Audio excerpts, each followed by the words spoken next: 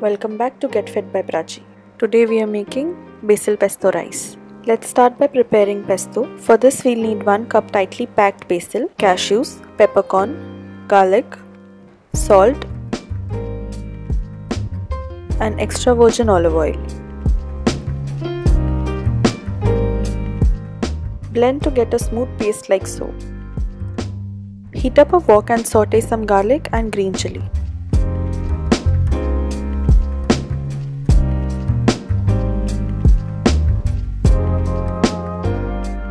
Saute choice of veggies. Here I am using some bell pepper, carrot, baby corn and boiled sweet corn.